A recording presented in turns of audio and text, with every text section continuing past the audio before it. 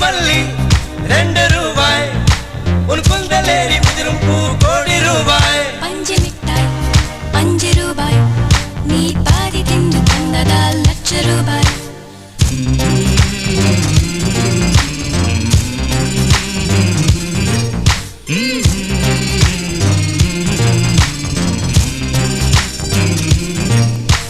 காதலிக்கும் பெண்ணின் கைகள் தொட்டு நீட்டினால் சின்ன தளர் கூட தங்கந்தானே